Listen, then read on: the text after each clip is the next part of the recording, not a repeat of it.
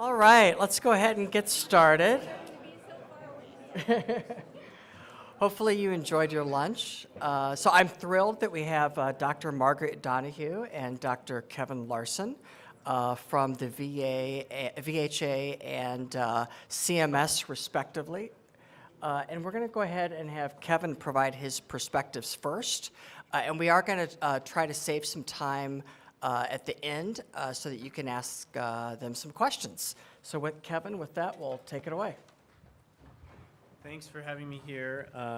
Just a brief introduction. I'm Kevin Larson. I'm an internist and a medical informaticist, and spent most of my career as the CMIO at Hennepin County Medical Center, or Hennepin Health System in Minneapolis. And about 6 years ago now, I was recruited to be the medical director of Meaningful Use at the Office of the National Coordinator for Health IT, and I oversaw the clinical activities there. So clinical decision support, clinical quality measures, clinical data exchange, a lot of e-prescribing, population health, the kind of care plan activity, the kind of things that needed clinical informatics key activity. And then I worked very closely with CMS back and forth, as you might imagine, especially with quality reporting programs. So I was recruited to CMS, where I now work in the Office Administrator and lead enterprise transformation in process improvement. So applying lean, agile, human-centered design as consistent CMS process improvement activities across the agency. And I also help coordinate health IT policy across the agency.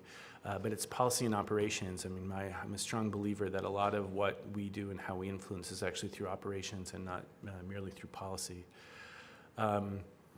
So I used to have deep knowledge of the Meaningful Use program, now renamed Advancing Interoperability. I no longer am current with all of my deep, technical, detailed knowledge of that. I'm happy to tell you what I know, but I used to give these talks and get like the most mundane, picayune little corner edge case and could typically do a pretty good job of fielding it. I'm now happy to direct you to someone whose life is that.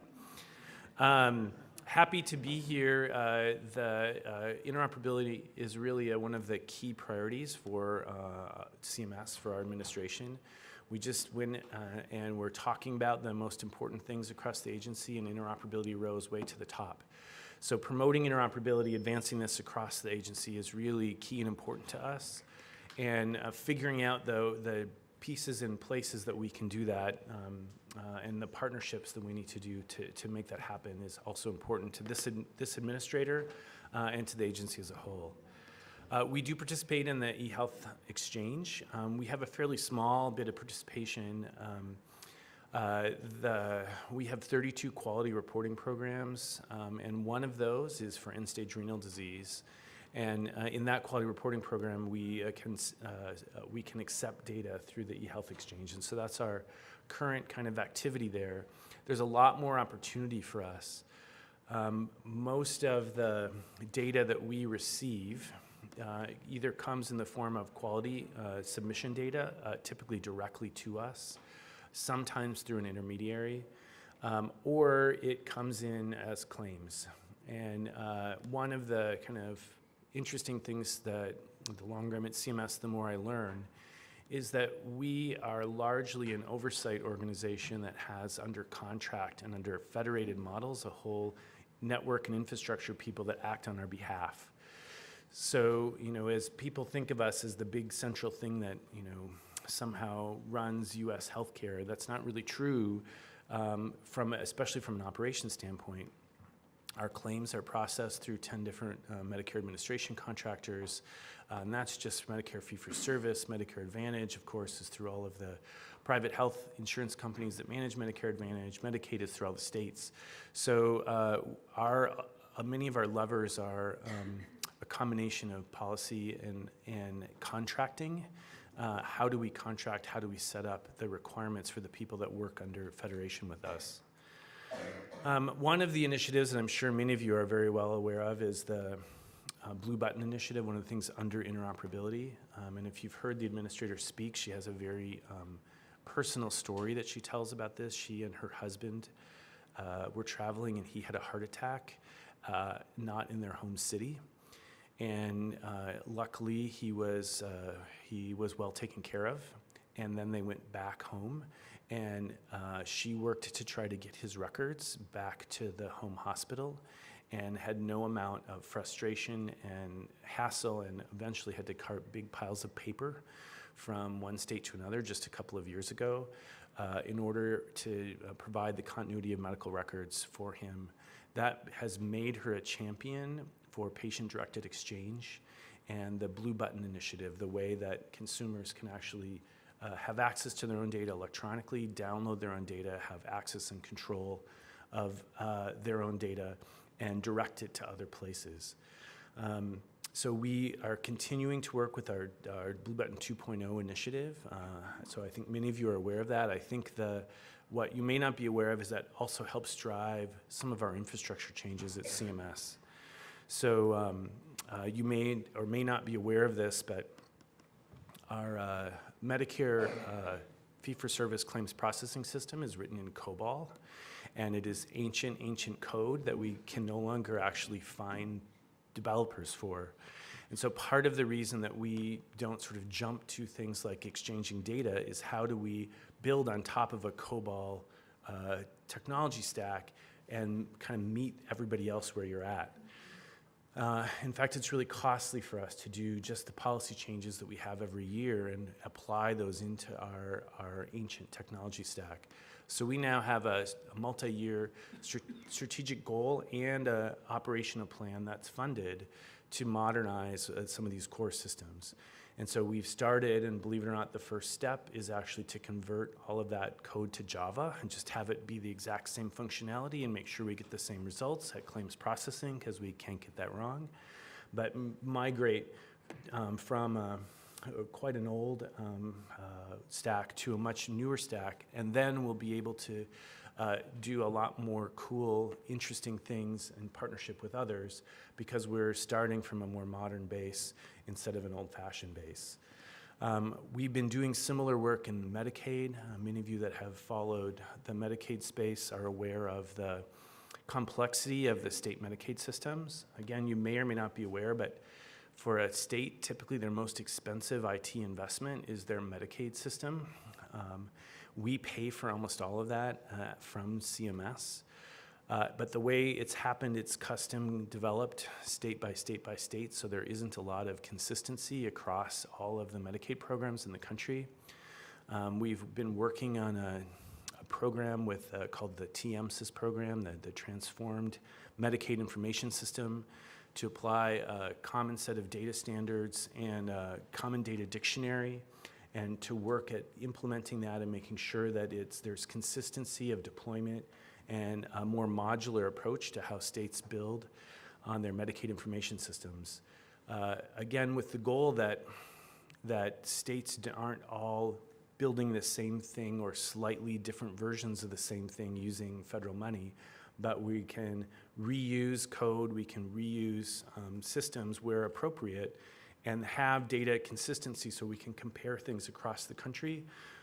We have some of our first data reports coming into CMS in the new TMSIS format. And like anything, the first year's data needs a lot of work, but we're pretty hopeful it's already quite a bit better than what we'd been seeing before. A couple other things to be aware of. We're also really focused at CMS on burden and burden reduction. One of our big initiatives is called Patients Over Paperwork, and if you've seen the administrator speak, you'll often see her referencing this by name. We did something pretty unique, which was interesting and a lot of fun. We write a lot of regulations, as those of you that have to read all of our NPRMs know. But this year, for the first time, we had a request for information that wasn't attached to a regulation. And so it was a wide open ask.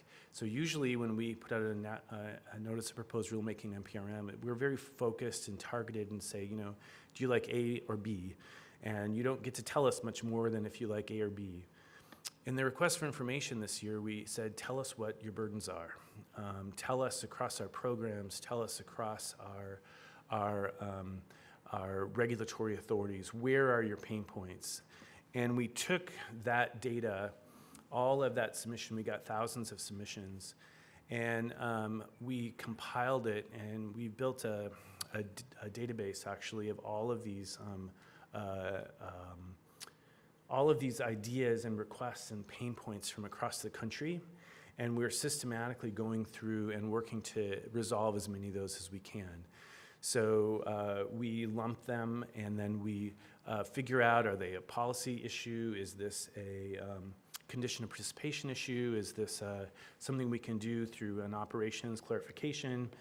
And we have been rolling out lots and lots and lots of these. Providers, a couple examples. One that in some audiences gets a loud clap is we gave a policy, a sub-regulatory guidance that medical student documentation now counts for Medicare billing purposes. Since I was a medical student, they had forbidden that, and attending doctors had to repeat everything a medical student documented in order for that teaching attending to get credit for that record. We recently changed that rule, so now that you don't have to re-document everything a medical student says, but for certain portions of the record, the medical student's documentation counts.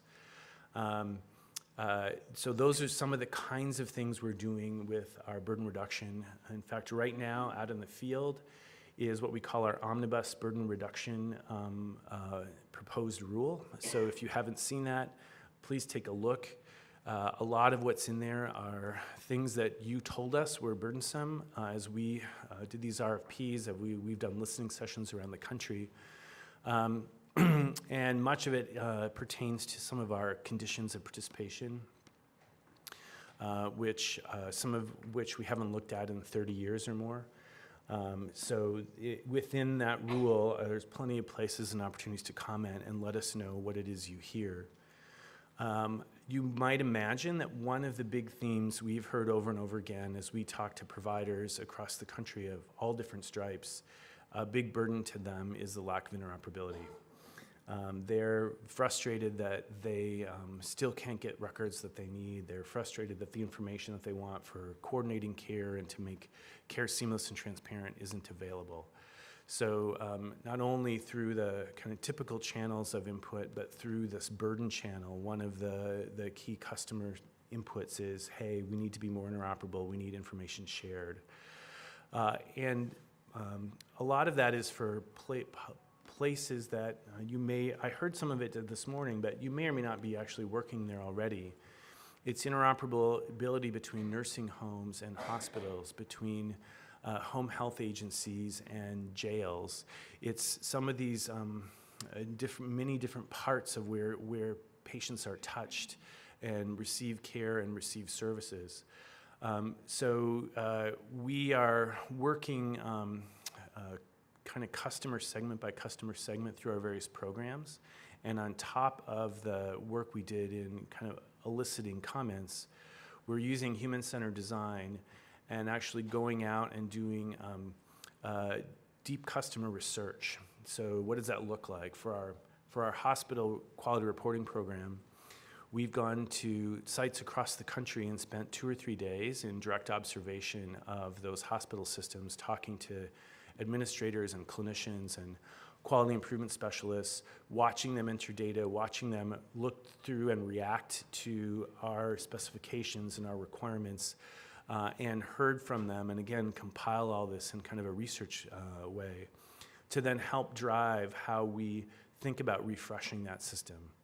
What is it that provides value there? What doesn't provide value there? What are the both directly articulated pain points, and what are the pain points that we see and observe that people aren't articulating? And through that, we're actually changing the way we do our development. So those of you that have participated in the Physician Quality Payment Program, the QPP, the way we now do that is really fundamentally different than how we had done program development in the past. We would write a policy, And then we would, after the policy was done, we would sit down with IT and write a set of requirements. And then we would sit down and write a contract. And that would all be waterfall. And 3 years had passed, and we finally had working code. What we do now is we do an agile contract, and we do show me, don't tell me. So people have to come to us with working code rather than come to us with fancy vaporware presentation. And then we have human-centered designers embedded into these projects, and we set up a whole agile schedule where we do really targeted, focused UX research that informs the next sprints of the work that we build.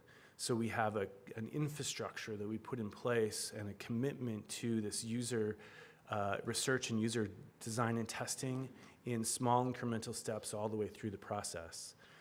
I mention this because there are many places we would love to have you involved in that. There are many opportunities for you to be part of that testing, part of that infrastructure, part of this kind of co-creation model that we have together. You touch many of the people that we care about.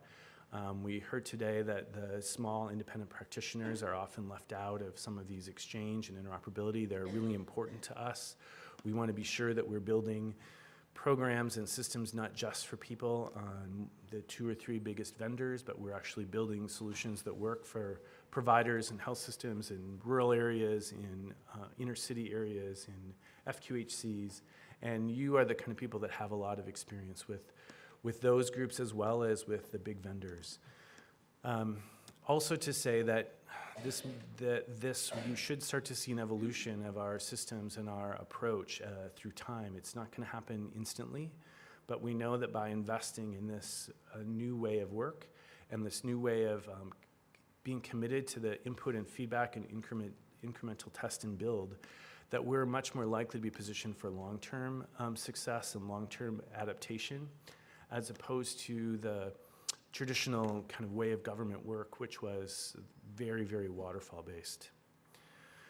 A couple other key projects that are important to us. How many of you have heard of the HL7 Da Vinci project? So we're deeply involved in the HL7 Da Vinci project. This is a partnership within HL7 between payers and EHR vendors and providers that is looking at a number of administrative use cases. Those are the ones that we're most interested in.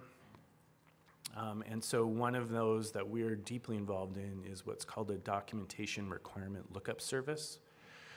The way that this works, the use cases that we've worked out there are when a physician or another clinician is seeing a patient in their practice, and they're trying to figure out if I'm going to order this service or this procedure, if I'm going to order this MRI or order this consultation or order this surgery, is there additional documentation required by the insurance company that I need to fill out? Something like a prior authorization. You can imagine that's one of the sort of easiest to imagine. How do I know that, and how can I quickly be able to respond to that? So the documentation requirement lookup service will have basically a directory of of insurance company requirements. And as a provider in workflow, I would do a call out with the context data of this patient and this procedure and their insurance coverage, go to this directory of insurance companies, and then that would direct me to a query to them to say, do you have a documentation requirement for this particular insurance, for this particular procedure? And the second part of that is then it would send back the specifications for what that documentation requirement is. In the classic sense, they would send back a form, and the form would get filled out, but we're actually working in a much more modern kind of informatics approach to that, where it sends back a kind of tagged set of information requirements using HL7 standards for clinical decision support that could be automatically populated if your EHR already has those data elements characterized and populatable. So if it says I need all of the demographic data and the address and everything, the clinician wouldn't have to fill any of that out because it could just be imported through the kind of data tagging and sent back in. Our first two use cases we're soon ready to pilot. We're testing home oxygen and CPAP as two of the documentation requirement prior authorization activities. So we're very excited about that work. We're again looking for pilot partners for who might be interested in piloting some of those workflows, how we might be able to make that as low burden on providers as possible, which EHR vendors can we partner with that can help us with the mapping and pre-population, so there's actually ideally little to no documentation, new documentation that needs to be filled out for the clinician because it can actually query and pull the correct information and put it into the format that is needed by the insurance company. Another project that is a priority for the administration and we're again partnering with many others is a project on price transparency. So we all know that there's a lot of consumer-directed healthcare, that consumers are having more and more and more of their own money spent on their healthcare purchases. That is the same in people covered by Medicare and Medicaid as it is in private insurance. And that right now there's not a lot of easy way to shop for healthcare because the way our pricing is, it's not transparent, it's not consistent, and it's hard to find. So we've started, starting with the fee-for-service Medicare program, thinking through what are the policy levers and what are the operations levers, how can we help stand up a national system so that people can shop for care, shop for services using price information. The first set of that work is coming out fairly soon, which will have basically average Medicare prices with some average Medicare price by procedure and region available to consumers. But we're looking for input and looking for best practices for people that have already been building these. We know a lot of private insurance companies have been building them, and there's some in other markets, things like airlines and other places that have already done a lot of work in this space. We're thinking about how we will do that as well, and what role we can play in helping to lead the industry in this kind of price transparency. There are a number of, informatics questions there, right? We've just required in last year's hospital rule that the hospital charge master become available. The hospital has to post this on their website. So if that charge master is there, it's suddenly, information exposed that someone could start to use for price transparency. But if any of you have ever looked or worked with charge masters, they're incredibly complicated. They're incredibly inconsistent from one organization to another. So making sense of all of this stuff once exposed is really the next challenge. And how do we drive consistency and standardization, but also how do we think about making that in a really consumable, user-friendly system that people can actually make good decisions that are aligned with what they end up experiencing after the end of their procedure.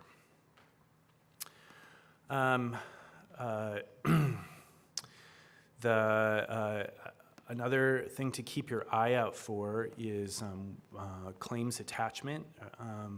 So CMS has a process called claims attachments, which sounds a little wonky, and that means if we need medical documentation, we usually ask you to attach that to a claim. And right now, nearly all of that gets attached as a PDF or some kind of scanned image file and sent to our MAC contractor. So even if it's generated out of an EHR, it ends up getting printed and imaged and faxed and attached as an image instead of attached as data. We have a small long-term program that allows for electronic claims attachments, but very little uptake in our electronic claims attachment system. And we are now in the process of working on a claims attachment regulation that will be hitting coming out sometime over the next year. So pay attention to that, look at it. I think there's a huge opportunity in aligning the X12 claims attachment world with the world that we have in CDA and CDA exchange. And if you think about the kind of needs of attaching clinical documentation on top of ADT, that's not very different than attaching a CDA with a note on top of a claim filed. And so there's a whole opportunity space here that I think is, I just want to make you aware of. I had one more thing I was going to mention, and it's now slipped my mind. Where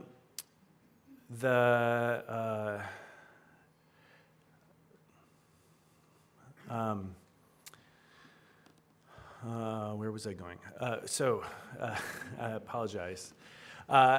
I guess I'll close and have a charge to the work that you guys have been doing on the clinical content. You heard my questions earlier today. We have done a lot of work collectively as a country and collectively in CMS, ONC, the other provider organizations around getting data for clinical quality measures.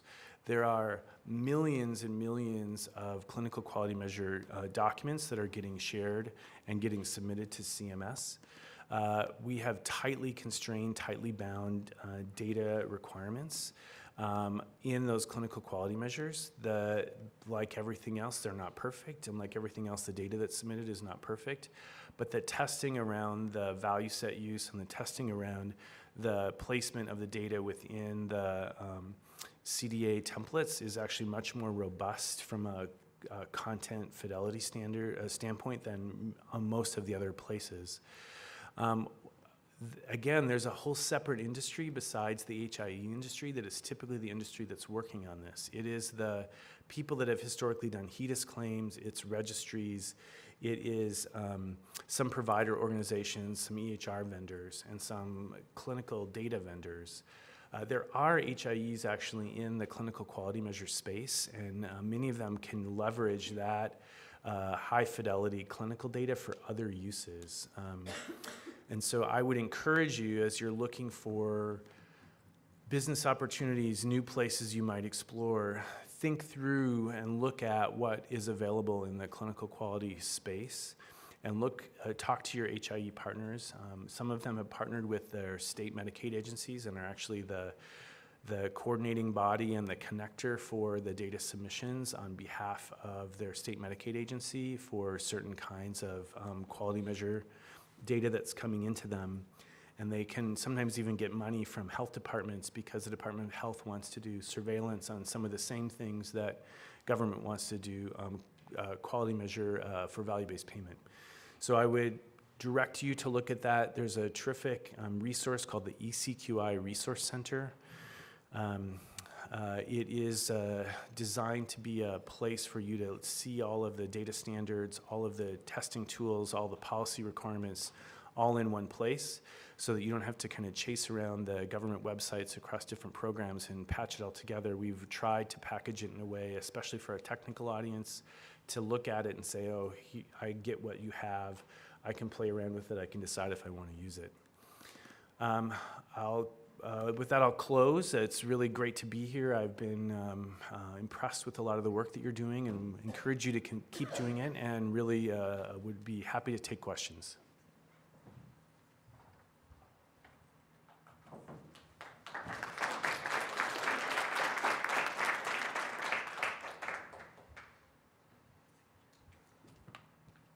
Are we going to keep questions to the end, Jay? I think so. Okay, yes. that's great. And Steve Bounds, if you don't mind, I'll put you on the spot. Yeah. You might answer any SSA questions as well. Sure. All right, great. Okay, great. Good afternoon, everybody. It's really exciting to be in this room with so many of our partners that we have relationships with at the VA. So nice to meet many of you for the first time. My name is Margaret Donahue, and I'll start out the way Kevin did. I'm a family physician and medical informaticist, and it's we're a growing group of people across the nation now that clinical informatics is actually a board certification for physicians. There's a lot of us that are becoming board certified, and it's very exciting. So I work for the Office of Health Informatics in the Veterans Health Administration. I'm going to really, like Kevin just did, like Kevin just told us about all the things going on at CMS, which there are quite a few. I'm impressed. I'm going to try to give you an overview of things that are going on at the VA, which I think I can say there's quite a few as well. I do not, although I work very closely with our EHR modernization team, everything that I'm going to be talking about is really from the perspective of our program within health informatics. Our program is the Veterans Health Information Exchange. Interoperability is a hot topic at VA in general with our Cerner implementation. So I'm going to talk a little bit about that, but I do want to make clear that the decision-making bodies around interoperability at the VA have grown, and my presentation really represents our program's work. So there's my, yes. Huh? That's your disclaimer. Yeah, there's my disclaimer, thank you. All right, slides.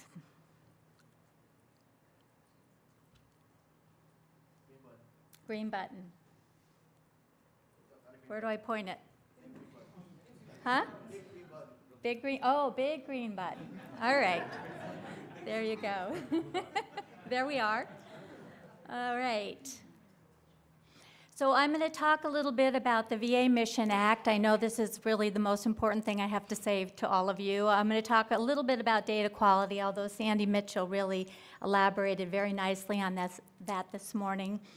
Some of our work on looking at new use cases and purpose of uses. I'm going to talk about our network expansion strategy. We really want to keep growing and connecting to the nation. I mean, we have a lot of need at the VA to be connected to across the nation, and then just some of our overall challenges.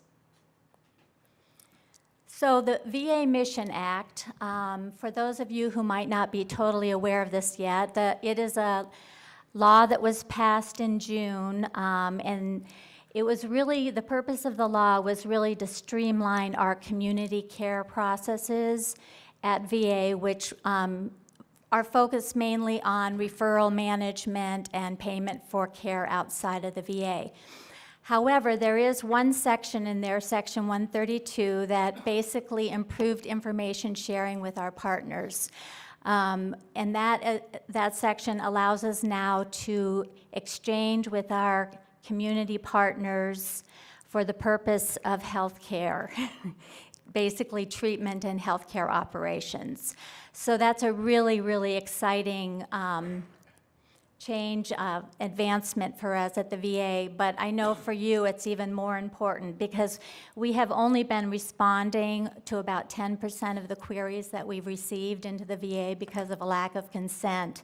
So this is really going to open things up. And I'm going to talk about the implementation of that in a minute. I'll get to that.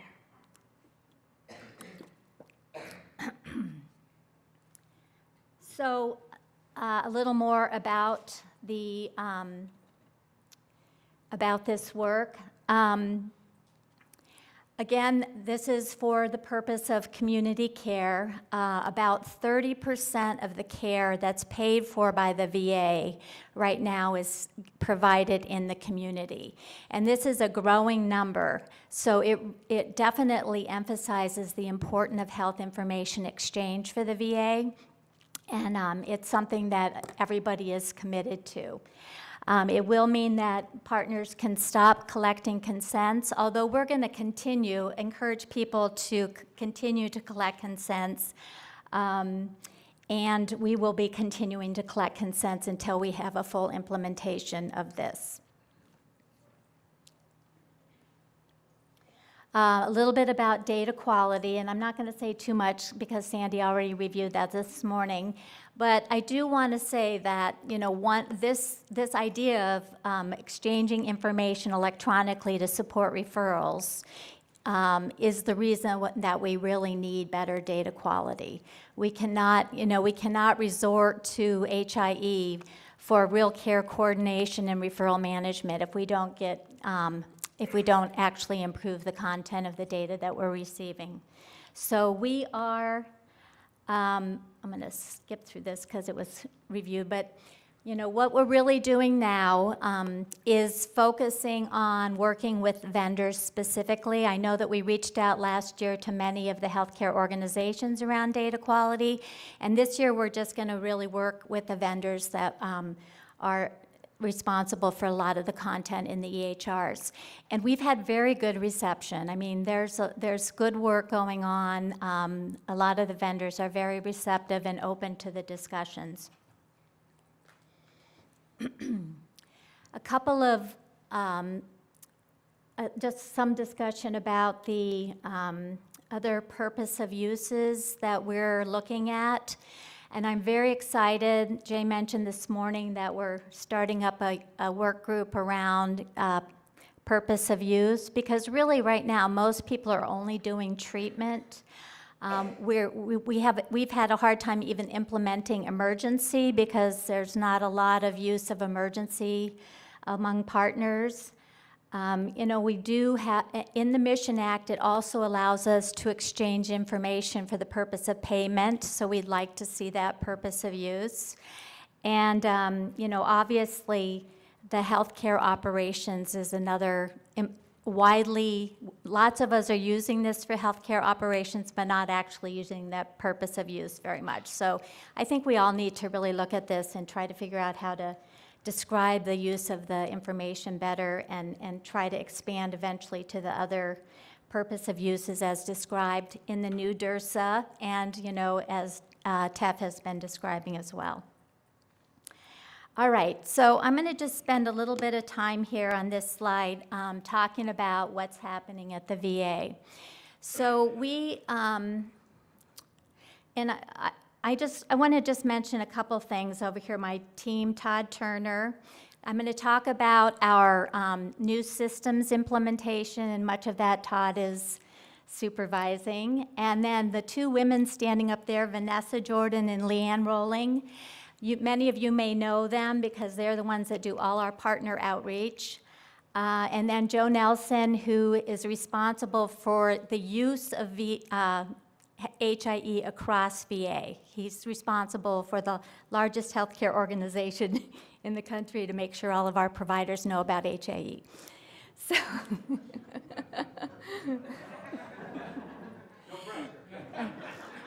we do now have 184 partners connected through the eHealth exchange, so things are really growing rapidly. And we're exchanging a lot of documents. So we within the last couple years, really realized that we needed to expand our platform so that we could really scale up to what we need to do for the VA. And we've been having a lot of performance problems, which many of you are probably aware of. And so we made a decision to, and as the Connect platform is not being developed by FHA anymore, the Federal Health Architecture Group is sunsetting their work on Connect, we decided to move off of our platform, our internal maintained platform, and move over to the InterSystems Health Share platform.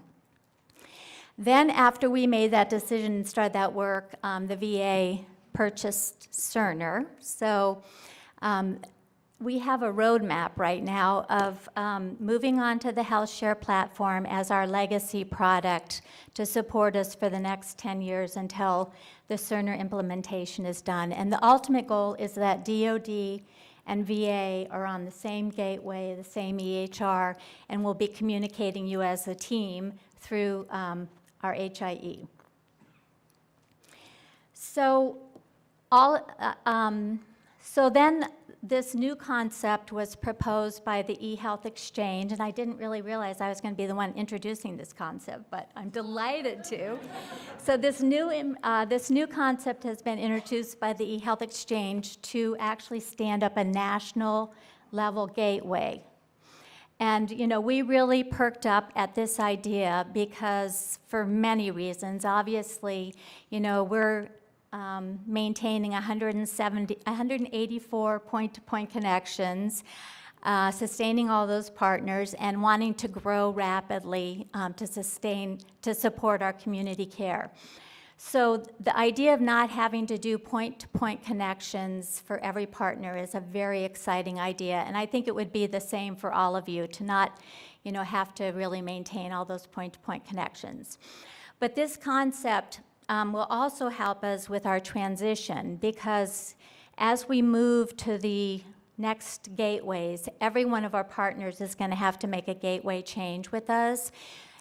So really the transition at the VA would be very well served by a centralized hub that everybody could move on to, and then people would only have to do one gateway change. And then, you know, as we move from HealthShare to Cerner over the next 10 years, but it will roll out quickly, you know, in different regions, that will really simplify this partner onboarding process.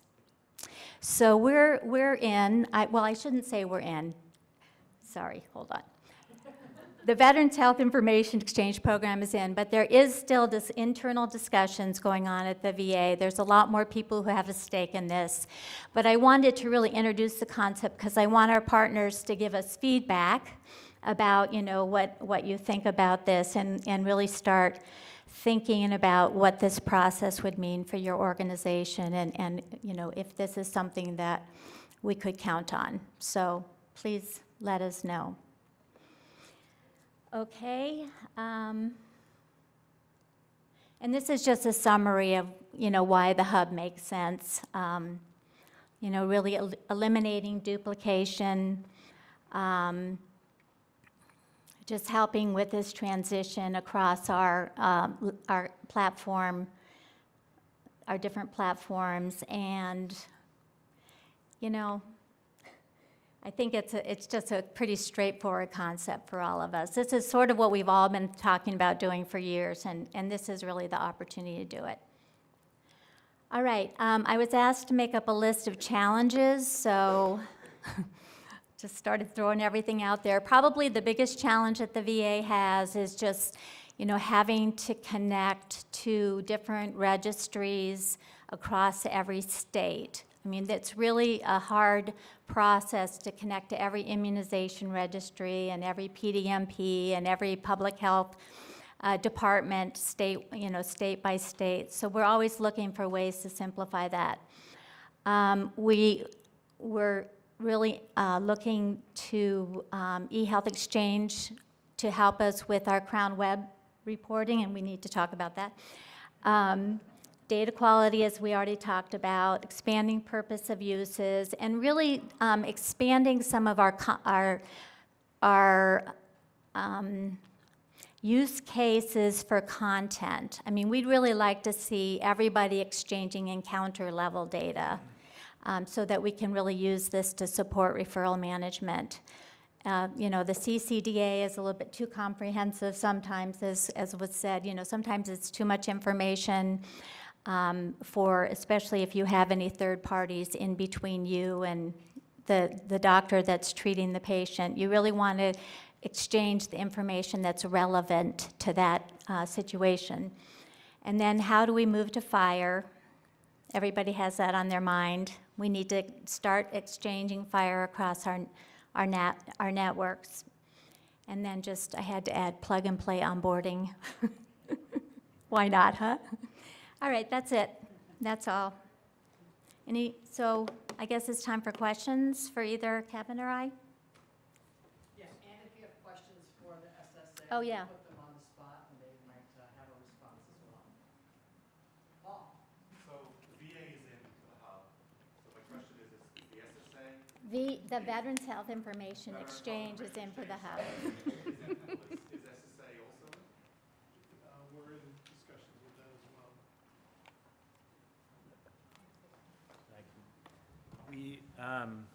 So we currently use the Connect gateway actually for some of our electronic submission of medical documentation. So we're in discussion about the hub as well for not just the current eHealth Exchange use case, but what might it mean for moving off the Connect gateway platform for our electronic submission of medical documentation.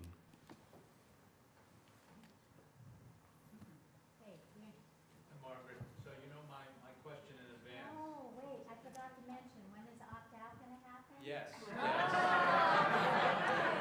Yeah, you knew. I forgot to mention that. Okay, so as part of we're doing it as part of our health share implementation. Because as I said, we're going to increase our volume of outgoing CCDAs by 10 times, which will be 1 million documents a month. So we really need to get on this new platform before we let that happen, which will probably be in March to June. So next summer, I can Yeah. auto-query your new Yes, system. yes.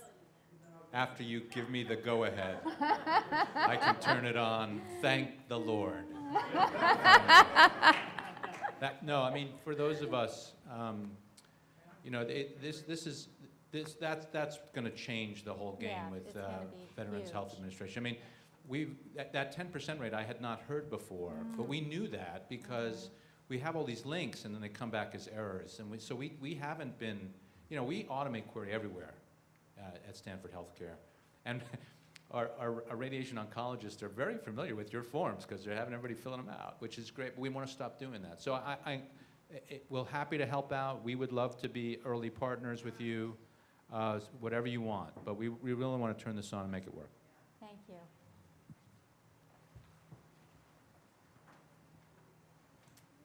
So Kevin, do you envision, you've got Blue Button working for the patient, do you envision using the eHealth Exchange to be able to forward and share claims information?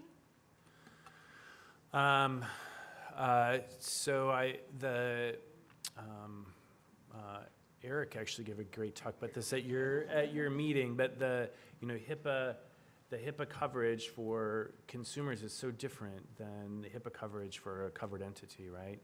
So once a consumer gets their hands on their own data, they can do whatever they want and they're no longer HIPAA constrained. And so it is a really straightforward use case to give a consumer, a beneficiary as we call them, access to their own information. It's a trickier animal to figure out the third-party access to an individual patient's information. Our current process is through kind of large-scale covered entity programs. And so I don't know if you know about the covered entities, but not qualified entities, sorry, a qualified entity. So you have to prove a whole bunch of privacy and security and operations and other uses and apply to us, and it's rigorous and it takes a long time. And once you eventually are deemed a qualified entity, then it's much more straightforward for us to share large data sets with you for the uses under the agreement from our QE, our Qualified Entity Program. How we move from that sort of large-scale business-to-business agreement to a more open, query-based, kind of national scale, I don't think we have a sense of yet. I think that if the promise of TEF can be, is lived out, we have some opportunities with large-scale agreements everybody is signed into. I think there are many, many steps that we have to all be comfortable with before that is the case. And a lot of this is us working hard to both protect the privacy and security of our beneficiaries, but also let their data be out to the kind of people they want it to be at. So we don't have a particular plan yet, other than our QA program is, I guess, the long answer to that question. So just a footnote on that, hopefully everybody can hear me. That actually was one of the original eHealth Exchange use cases. Consumer access was actually one of the original eHealth Exchange use cases back when it was called the InHIN. And really, it's still an approved use case even today. So the bottom line is, when a participant comes forth that actually wants to deploy that, the exchange is ready today to do that. Also, another footnote is that Care Quality, I believe, actually has an organization today that's actually servicing that use case too. I have a question for the VA. So as you start looking at uses of data outside of care, payment, and healthcare operations, payment specifically, how do you intend to comply with the whole, and I'm going to bring it up again, sorry, the whole concept of minimum necessary? So if you get a query from a health plan through the broad NDRSA for information, how do you determine what's minimally necessary to respond back with?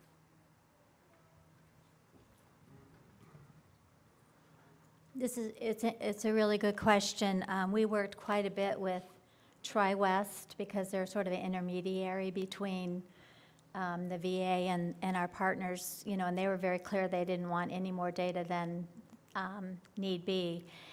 And so I think, you know, we have to have at least encounter-based CCDAs. You know, we can't really send the whole CCD in that case. And I do think if there's better implementation of consult CCDAs, that will help quite a bit as well. But just trying to keep the data specific to that encounter. So that means that the request to you has to be a specific request for a specific encounter then, as opposed to, I'm looking for a patient, give me what you've got, correct? So we're talking about a different level of query. If it's the provider querying for the data, but you're talking about the insurance. Yeah, because I assume that's what the expanded DRSA is going to be. It's going to let other entities, covered entities, into the program. And I'm really at a loss, because it's hard, because we want to do this. Everybody says we're going to do this. And again, I'll bring up TEFCA. It's a big part of TEFCA, but nobody can explain in real world terms how this is actually going to work. I'm really concerned about it. We're going to get down a road, and we're not going to be able to do it. So I agree. I think it's going to take some thoughtful evaluation. I think our first step is going to be to use direct messaging for the exchange of those CCDAs so they can be, you know, handled by a human originally. But I do think it'll be good to think this through. Hey, Margaret, to that comment, we might get a few words of wisdom from Steve Bradley on minimum necessary, or not. Yeah, hi, everyone. Or not, yeah. It is an excellent question. I mean, you know, minimum necessary by the letter of HIPAA is one thing, and by the way it's actually implemented in the industry is another. So, I mean, you know, it just is what it is. But I think to Margaret's point, you can only do what your systems allow. So for health plans, and actually, you know, the DRSA today supports a permitted purpose of payment. It's not the full scope of HIPAA-defined payment, but it is a subset of payment. So, so certainly, once the amended and restated DRSA is in effect, then the permitted purpose definition for payment will align with the HIPAA definition for payment. So in that sense, yes, I think there is a broadening, but even today, payment is supported. In terms of minimum necessary, though, that's really somewhat in the eye of the responder, because the law imposes the obligation on the holder of the information to only provide the amount that is minimum necessary. And so what you sometimes run into even today is a dialogue between the requester of information and the responder in terms of, you know, I want more information. And we see that come up with some regularity, actually, where the responder, for whatever reason, it applies its view of minimum necessary very strictly. And then there's this sequence of request and response, which probably isn't what the law actually intended, but that's sort of the way it's played out. So. Thank you.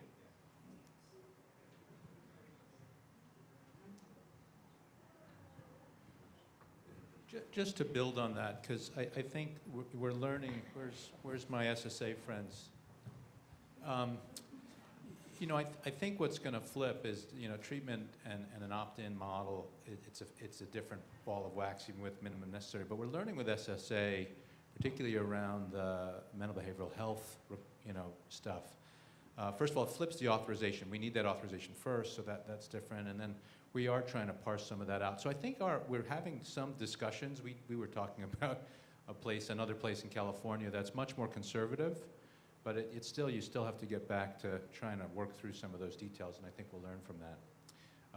My question's for Kevin. Though I'm all for burden reduction. You know, our doctors are burdened, as you well know. But one burden reduction that you didn't mention is the ECQM requirements. We're playing catch up. Mm-hmm. We're playing catch up with every time they come out. Yep. And not only that, and I won't mention our vendors' pain. Yep. They have their pain, but that actually comes back to us because we're taking rapid updates every January, trying to make sure. And and just so you know, I have an upgrade on March 2nd. So if I don't get this done in January, I'm hosed. So is there been some discussion about changing that time frame for ECQM? And now we have a whole new language coming out, CQL, this coming year. So is burden being addressed towards that? It is. I mean, we've worked, so I started Lean at CMS right there. And happy to show you this gigantic Gantt chart I have that lines up HL7, our system requirements, our policy requirements, our implementation guides, our own build, all of the what we hear from the EHRs about their build and implementation and testing. It's actually a super complicated set of activities, and we're trying to find the equipoise between keeping the measures clinically relevant and adapting to changes in ICD-9, changes in new medications and treatments, changes in new evidence and guidelines, with the real need of plenty of runway time to actually get the things implemented and tested, both on the government side, because we actually have those same timelines, and on the provider side. And so we've been trying to figure out how to do this and would love creative thoughts and ideas. One of the things that we've discovered through years of iteration here is that the tech companies and providers want fully baked, completely finished specs before they want to start any coding. And that locks us into a really late date of our release of all of our technical specifications and pushes all our timelines out. So we've been trying to figure out what does it look like to give mostly finalized, beta tested, available to the industry, but then you have to take the few little nitzels and ditzels that we find later on, or the couple of new drugs FDA approved, because otherwise your providers scream at all of us that, oh, these drugs are approved, are in the market, and they're appropriate for this treatment, but they're actually not included in your quality measure calculation. Well, it's because they were approved after we finalized the specs 18 months before we expected any data submitted. So we're absolutely thinking about that and trying and working, but would love your thoughts, because we have not cracked the nut that we need to crack yet. So I have a question for sort of all the federal partners. Just want to invite a comment. So in the world today, not to be a one-trick pony, but in the world today, content testing, content requirements, eHealth Exchange now has their tool and their requirements that are out there.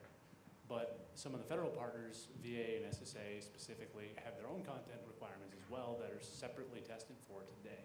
I wanted to invite comment on harmonization of these efforts.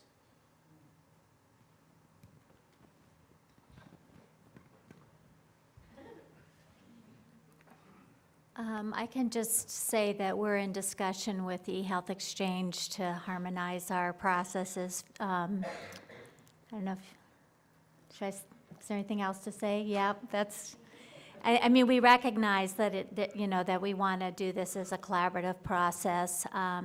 we have been looking at, I think, data a little more clinically focused than the schematic approach that the eHealth Exchange has been doing. So there is opportunity to bring it all together, and that's going to be a lot of the focus of our work over the next year. So Yeah, and I think that's this it. is from the SSA perspective. Our bar has always been high as far as the depth of information that needs to be available for us to make decisions. And what we found is if that information isn't complete and isn't, in that kind of format that's consistent, it's really the completeness that we're looking for. We actually have to go back out and order it through manual processes. So we pay twice, we have to review twice because we have to do our due diligence, and we don't know what's duplicative in the record that we got electronically and maybe in paper or fax. And we actually cause a negative impact that we actually have seen by doing that kind of process. So from day one, when we've interoperated on the eHealth Exchange, Nationwide Health Information Network, we set the bar high. We realize the specifications can handle it. It's just the challenge has been is meaningful use is kind of, I wouldn't say hamstrung us, but caused the waters to rise up to a certain level and then up to a certain level again, because we really haven't had a national roadmap that says, here's where we're going to go in 5 and 10 years for specifications and goals. You can race ahead if you want, or you can do the incremental gains as we go forward. We're all feeling this, I know, as Margaret and other agencies and actually other organizations. Clinical notes have been key to us from day one. Everything's starting to catch up. We're pushing forward. There's work groups that Carry Quality, Commonweal have done that we're going to feed back into eHealth Exchange. We want to raise this bar up for everybody in this way. So it's not that we're trying to be different. It's our mission goals are where they're at right now. And if we weren't able to kind of push it higher, we probably wouldn't be able to participate. We've been fairly successful to date by doing this. For some that we've shared recently, we just, this last fiscal year, did just under 1 million documents. It's 1 million claimants, 1 million people that we helped improve our disability process. It's pretty phenomenal. So. And I'll just comment from my position at the ONC. This is a part of use case problem, and also who owns the governance and what's the business model for governance. So the federal partners all have different reasons they want the record, and those different reasons or use cases drive what they prioritize in their clinical testing and their quality information. And so as we tried to convene and find the points of commonality, there are some, but not nearly as many as you'd expect. So NIH has really detailed metadata requirements about context for research purposes. FDA does post-market surveillance. They need a sort of separate little bit of data. CDC wants it kind of in another way, and then CMS wants it for quality and operations, and VA wants it for care exchange. So each of those is actually a different use case, and it ends up driving our own priority, and it's hard to get us to come up with this single priority between us. And who decides what the Rosetta Stone is, and we don't have that for kind of clinical content. Who says that this is the hypertension definition? ONC's done some of that work, but it's not been enough to kind of drive the whole industry to say, okay, that one definition of hypertension is the thing that we're going to actually use as our data definition across all of our systems, because it doesn't meet NIH's needs and it doesn't meet somebody else's needs. So it's a complex governance problem.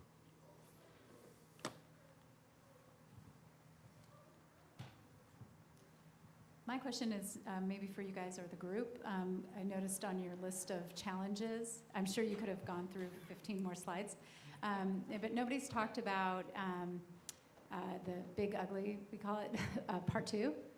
So substance use disorders. Anybody want to talk about that? I can say a little bit about it. I remember when I lost my train of thought, what I was going to try to tell you about is, if you haven't been looking, there's something called H.R. 6, or the Support Act, that Congress has passed in both houses, and it's now in conference committee. It's an opioid bill. Everyone is expecting it will actually get signed by the president. It has a number of health IT provisions in it. Not directly 42 CFR Part 2, but it does mandate national electronic prescribing of controlled substances, and it directs DOJ to finally finalize their EPCS data privacy and security and signature requirements, and provide a biometric approach to how those would work. So it's all right in the language of the bill. So I would pay attention to that. Again, at ONC, I worked very closely with SAMHSA on 42 CFR Part 2. So for those of you that don't know, that's a particular provision that covers the language in the rule is actually pretty narrow. It says providers who put themselves out as predominantly providing addiction treatment services. So that's the way the rule is stated, is that you have to be predominantly put yourself out as providing addiction treatment services. That gets broadly applied. So SAMHSA has very little additional information about it. They don't issue clarifying statements. They don't issue other kind of policy guidance around it. It just kind of stands as it is. Many organizations interpret that to apply to any kind of mention of addiction, any kind of mention of addiction-assisted treatment or medication-assisted addiction treatment, and even apply it to behavioral health. In our discussions at ONC with SAMHSA, again, I can't give any legal advice. I'm not a lawyer, and I'm not the person that can do that. But in our discussions with SAMHSA, there are a number of places that are exchanging that information and do not get in trouble with SAMHSA. There are examples and models across the country of a lot of behavioral health information that is shared back and forth. It is covered. They do not get in trouble under 42 CFR Part 2. I can point you to a couple of big ones in New York State. We did a big one in Hennepin County for 10 years. Not any trouble with the exchange. So it is something that's there without a lot of interpretive guidance around. And that's been one of the big challenges. And we were just talking that it may be that with new SAMHSA administration, they're more open to interpretive guidance, but in the past, they have not really put out any more interpretive guidance. Two quick questions. Sorry, hi. One, around the hub model, what will be the process for a talk-through, walk-through discussion kind of around that for any potential concerns that participants may have? And two, from a consumer-mediated or consumer-directed information sharing, is there any conversation around duplicative information entering the EMR in multiple locations? That's what we've seen as a big concern around really pushing efforts for consumers to have that kind of involvement. Do you guys want to answer that? I can't say anything about the hub, but I'll talk about the second one. We talked about this a lot at ONC. There are a number of issues around consumer-generated health data is actually the name we called it in ONC. And that could be any kind of information, your Fitbit information, your own edits on your chart. Most organizations we talk to don't have a way to bring that data in. They don't know how to validate it. They don't know how to validate that it's you. They don't know how to trust it, let alone how to reconcile it. So once it's being supplied by the consumer, it's still mostly a vision and a dream that it gets incorporated into the electronic health record systems. It's not currently been enacted in very many places. So that receiving end of the consumer-mediated exchange, I think, is collectively a lot of work for us, I think especially at the health system level, but likely at the HIE level too. What would you guys do if one of your consumers has a portal and suddenly wants to share information they got from another HIE through their portal, and it's suddenly an input to you as opposed to you sending it out? I think we don't have the policy for it. We don't have the governance. We don't have the trusted identity in cyberspace validation of consumer yet. So there's a bunch of work to be done. We're just really talking about it a lot. Yeah. So regarding the hub, we actually have a draft spec for consumer access to eHealth Exchange already. It's already out there and published. It's still, again, a draft format. Only talks about half the equation. But I'd love to see, a consumer use case where consumer-mediated data is actually, transmitted through the hub in a secure manner. But there are a number of issues such as patient matching. and to confirm we actually have someone that's authorized to see information for themselves or someone they're provided for. Regarding the rest of the hub, I think we're going to talk about that next, so maybe we could defer that question for a little bit.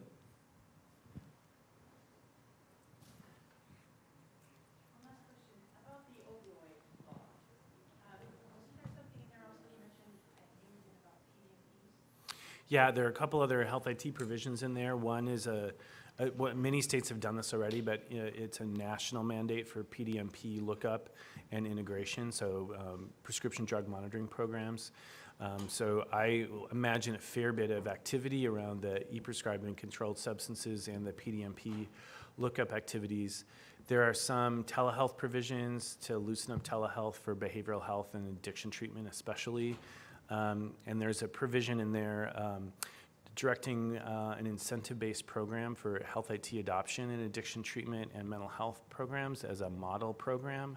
So again, I think we'll end up seeing enacted some guidance around 42 Part 2 because that law directs the government to build a model of exchange and integration for health IT and behavioral health and addiction. So there are a number of different pieces of it that, and some of these have pretty short timelines actually attached to them in the bill.